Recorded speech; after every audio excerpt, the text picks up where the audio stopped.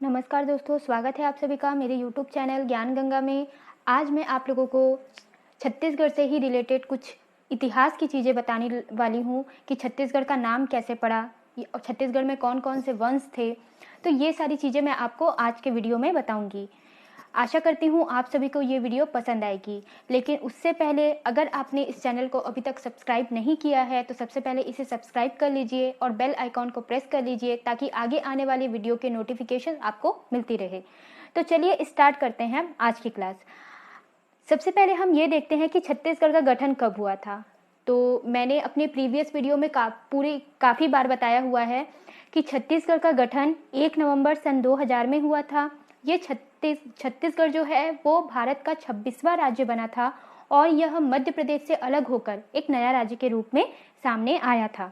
तो ये मैंने अपने प्रीवियस वीडियो में काफ़ी अच्छे से डिटेल में बताया हुआ है छत्तीसगढ़ के गठन के बारे में। आप चाहें तो प्लेलिस्ट में जाकर वो वीडियो देख सकते हैं या फिर डिस्क्रिप्शन बॉक्स में भी मैंने लिंक दे दिया है, तो वहाँ से भी आप वीडियो को प्राप्त कर सकते हैं।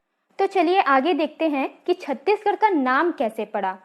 आप लोग को पता होगा कि छत्तीसगढ़ में छत्तीसगढ़ थे, इस वजह से छत्तीसगढ़ का नाम छत्तीसगढ़ पड़ गया, पर इसके पीछे काफ़ी बड़ा इतिहास है।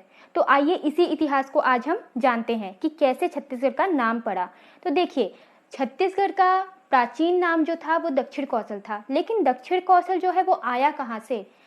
तो दक्षिण कौशल जो है वो इतिहास में कौशल महाजनपद के नाम से प्रसिद्ध था। ये एक कौशल राज्य था पूरा, उसमें कौशल महाजनपद के नाम से ये प्रसिद्ध था। आगे चलकर कौशल जो है वो आपका दो पार्ट में डिवाइड हो गया, उत्तरी कौशल और दक्षिणी कौशल। कौशल का जो उल्लेख है उसका आपको रामायण में काफ़ी अच्छे से डिस्क्रिप्शन मिलेगा कि कौशल राज्य क्या था। आगे मैं आपको बताऊंगी वैसे कि रामायण में भी इसका किस तरीके से नाम सामने आता है। तो आइए हम आगे देखते हैं।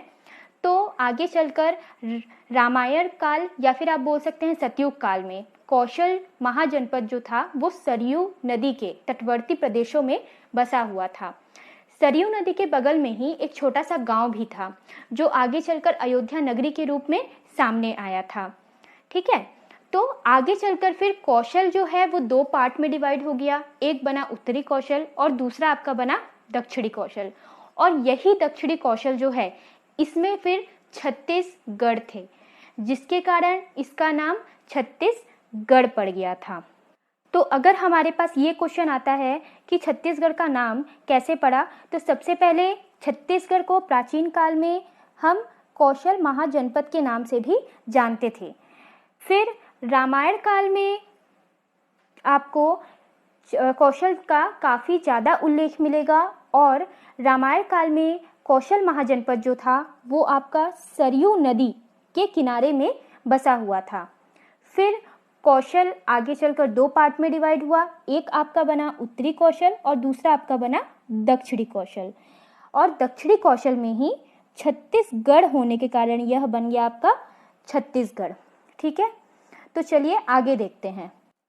अच्छा, छत्तीसगढ़ में एक ये भी चीज़ है कि गढ़ों की संख्या जो है वो बाद में आगे चलकर बढ़ गई थी, लेकिन फिर भी छत्तीसगढ़ के नाम में कोई भी चेंजेस नहीं किया गया था कि छत्तीसगढ़ का नाम उसके अकॉर्डिंग छत्तीसगढ़ अड़तीसगढ़ रख दिए, ऐसा कुछ भी नहीं किया गया, वो छत्तीसगढ़ ही रह गया। ठीक है, अच्छा, छत्तीसगढ़ जो है वो भारत का एक ऐसा राज्य है जिसे महतारी या फिर आप कह सकते हैं माँ, इसका दर्जा दिया गया है। ठीक है, भारत में ऐसे दो राज्य हैं जिनका नाम छत्तीसगढ़, एक तो है आपका छत्तीसगढ़ और दूसरा है आपका बिहार। छत्तीसगढ़ का नाम दक्षिण कौशल से चेंज करके छत्तीसगढ़ पड़ा, क्यों? छत्तीसगढ़ों के कारण। और एक है बिहार। बिहार का नाम प्राचीन काल में मगध था। इसका नाम चेंज इसलिए हुआ क्योंकि यहाँ बौद्ध विहारों की बहुत ही ज़्यादा अधिकता थी, इस कारण से इसका नाम जो है बिहार बन गया। और ये दोनों जो राज्य हैं इन्होंने अपने आप बोल सकते हैं इनकी संस्कृति जो है काफ़ी इनकी फेमस है। तो आइए फिर आगे देखते हैं कि आगे फिर इसमें क्या हुआ। तो आगे देखते हैं हम कि छत्तीसगढ़ का इतिहास क्या था। अच्छा, आप सभी को पता होगा कि छत्तीसगढ़ की सबसे बड़ी नदी जो है वो महानदी है और महानदी ही छत्तीसगढ़ की सबसे प्राचीन नदी भी जानी जाती है। आप वीडियो के राइट साइड में देख सकते हैं कि मैंने एक पिक्चर सेट किया हुआ है। इसमें आप महानदी को देख सकते हैं कि महानदी जो है वो रायपुर से पहले आपका धमतरी के पास से होकर निकल रहा है। ठीक है, तो ये महानदी का एक पिक्चर है आपका शॉर्ट में। ठीक है, महानदी को प्राचीन काल में चित्रोत्पला के नाम से भी जाना जाता था। महानदी का आपको मत्स्य पुराण, महाभारत के भीष्म पर्व, ब्रह्म पुराण के भारतवर्ष प्रकरण, इन सब में काफ़ी अच्छा आपको डिस्क्रिप्शन मिलेगा, काफ़ी अच्छा आपको उल्लेख मिलेगा कि महानदी जो है वो कहाँ था। इसके अलावा आपको रामायण में भी महानदी का काफ़ी अच्छा डिस्क्रिप्शन मिलेगा। अच्छा, रामायण में छत्तीसगढ़ के बीहड़ वन जो हैं, जंगल जो हैं, उनका भी बहुत अच्छे से विवरण और स्पष्ट रूप से डिस्क्रिप्शन जो है वो दिया गया है कि क्या थे। यहाँ पे ऋषि मुनि तपस्वी जो हैं वो आश्रम बना कर रहा करते थे। और इवन भगवान राम जी जो हैं वे भी जब उनको 14 वर्ष का वनवास हुआ था तो ऐसा माना जाता है कि वे भी छत्तीसगढ़ के जंगलों में आए थे और कुछ टाइम के लिए रहे थे। में प्रसिद्ध चीनी यात्री वेन सांग जो है उनकी यात्रा में ये विवरण मिलता है कि दक्षिण कौशल की राजधानी उस टाइम पे सिरपुर थी और जो बोधिसत्व नागार्जुन जी हैं, जो बौद्ध धर्म के महायान शाखा के संस्थापक थे, ऐसा माना जाता है कि उनका आश्रम जो था वो भी उस समय सिरपुर में ही था। ठीक है, तो चलिए फिर आगे देखते हैं। ठीक है, उसी समय पे छत्तीसगढ़ में सातवाहन वंश जो था उसकी एक शाखा का शासन था। उस समय छत्तीसगढ़ पर सातवाहन वंश की जो शाखा थी वो छत्तीसगढ़ में शासन कर रही थी। अच्छा, अब आपके मन में ये आ रहा होगा कि सातवाहन वंश जो है वो क्या है। तो देखिए, सातवाहन वंश जो है वो आपका 60 ईस्वी पूर्व से 240 ईस्वी तक भारत के प्राचीन राजवंश में से एक था, जिन्होंने केंद्रीय दक्षिण भारत पर शासन किया था, वहाँ पर अपना प्रशासन बसाया हुआ था। ठीक है, भारत के इतिहास में आपको ये राजवंश जो है वो आंध्र वंश के नाम से भी काफ़ी जगह सुनने के लिए मिलेगा। सातवाहन वंश के सबसे पहले जो राजा थे उनका नाम था सिमुक। ठीक है, यहाँ इस वंश के जो राजा थे उन्होंने विदेशियों से आक्रमणकारी जो युद्ध होते थे उसमें उन्होंने काफ़ी अच्छा संघर्ष किया था, काफ़ी अच्छा अपना प्रदर्शन दिया था, काफ़ी अच्छे से लड़ाई की थी। ठीक है, तो ये था आपका उस टाइम के वंश का। अच्छा, वंश जो था छत्तीसगढ़ में काफ़ी सारे वंश आए हुए थे, मैं आपको आगे भी इसके बारे में बताऊंगी। वंश से रिलेटेड काफ़ी सारी चीज़ें जो है वो बहुत ही बड़ी हैं, तो इसके लिए मैं अलग से एक वीडियो बना दूंगी सभी वंशों से रिलेटेड, तो आप प्लेलिस्ट में जाके वो वीडियो आगे जाकर देख लीजिएगा। ठीक है, तो चलिए आगे चलते हैं। उस समय ये भी माना जाता था कि महाकवि कालिदास जो हैं उनका जन्म भी छत्तीसगढ़ में हुआ था, ऐसा माना जाता था। प्राचीन काल में दक्षिण कौशल के नाम से प्रसिद्ध जो छत्तीसगढ़ प्रदेश है, ठीक है, वहाँ पे मौर्य, सातवाहन, वकाटक, गुप्त, राष्ट्रीय कुल, सरभपुरीय वंश, सोमवंश, नल वंश, कलचुरी, काफ़ी लोगों का शासन था उस समय पे। छत्तीसगढ़ में क्षेत्रीय राजवंशों का भी काफ़ी ज़्यादा शासन था।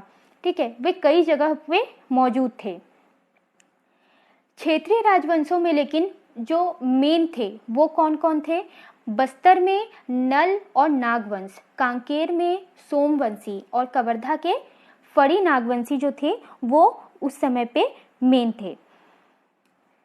अच्छा, आप लोगों ने ये सुना है क्या कभी कि बिलासपुर में एक चौरा नाम का मंदिर है? शायद सुना होगा आप लोगों ने कि बिलासपुर जिले के पास एक कवर्धा जो है वहाँ पे एक चौरा नाम का मंदिर है, उसको लोग मंडवा महल के नाम से भी जानते हैं।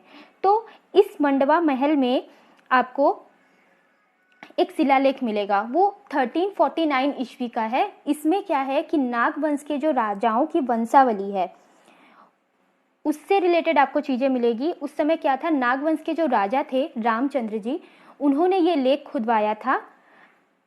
इस वंश में जो प्रथम राजा थे वे अहिराज माने जाते हैं। ठीक है, भोरम देव के क्षेत्र पर भी नागवंश का राजत्व 14वीं ईस्वी तक था। अच्छा, यहाँ के मंदिरों में, यहाँ के प्राचीन मंदिर जो हैं वो आपको काफ़ी मात्रा में छत्तीसगढ़ में प्राचीन मंदिर भी मिलेंगे और यहाँ पे टूटे हुए जो इनके अवशेष हैं वो भी आपको काफ़ी मात्रा में यहाँ पर मिल जाएंगे। यहाँ पर वैष्णव, शैव, शाक्त, बौद्ध संस्कृतियों का भी बहुत ज़्यादा प्रभाव था। उनकी जो संस्कृतियाँ थी, उनकी जो कला था, वो भी आपको काफ़ी ज़्यादा यहाँ छत्तीसगढ़ में देखने के लिए मिलेगी। अच्छा, अब ये तो हो गई आपकी वंश से रिलेटेड चीज़ें, संस्कृतियों से रिलेटेड चीज़ें। ये तो आपने समझ लिया कि हाँ, छत्तीसगढ़ में वंश, संस्कृतियाँ, कला, ये सब काफ़ी ज़्यादा थी। तो इसके अलावा छत्तीसगढ़ में संसाधन जो है, इसकी भी काफ़ी प्रचुरता है। अभी के समय में आपने सुना होगा कि भिलाई स्टील प्लांट का नाम सुना होगा। तो भिलाई स्टील प्लांट जो है वो भिलाई में स्थित है, जो कि 1955 में सोवियत संघ की हेल्प से स्थापित की गई थी। इस कारखाने की वार्षिक उत्पादन क्षमता 31,53,000 टन विक्रय इस्पात है। अच्छा, इस कारखाने को की स्थापना जो है वो दूसरी पंचवर्षीय योजना, जो कि 1956 से 1961 के अंतर्गत आती है, उसके दौरान की गई थी। ठीक है, तो आज के लिए इतना ही। छत्तीसगढ़ के इतिहास में आपको क्या समझ में आया कि छत्तीसगढ़ में काफ़ी वंश थे। इसका जो इतिहास है वो मेन आपका कौशल से चालू होता है। कौशल में क्या हुआ कि कौशल दो पार्ट में डिवाइड हुआ, उत्तरी कौशल और दक्षिणी कौशल, जिसमें दक्षिणी कौशल जो है वो छत्तीसगढ़ बना। इसका रामायण से भी काफ़ी ज़्यादा रिलेशन है, क्योंकि वो सरयू नदी के ही तटवर्ती क्षेत्रों में बसा हुआ था। इसके अलावा इसमें आपको ये भी जानने को मिला कि महानदी का विवरण मिला। महानदी जो है वो यहाँ का सबसे बड़ा नदी है और सबसे प्राचीन नदी है। छत्तीसगढ़ को महतारी, भारत का महतारी भी कहा जाता है। ठीक है, मैंने आपको ये भी बताया। महानदी का उल्लेख आपको मत्स्य पुराण, महाभारत आदि काफ़ी सारे ग्रंथों में मिल जाएगी। इसके अलावा वेनसांग की यात्रा के बारे में बताया मैंने आपको कि वेनसांग की यात्रा के दौरान दक्षिण कौशल की राजधानी जो थी वो सिरपुर थी। इसके बाद सातवाहन वंश का कैसा था छत्तीसगढ़ में शासन, वो मैं वीडियो को लाइक कीजिएगा, शेयर कीजिए। Thanks for watching.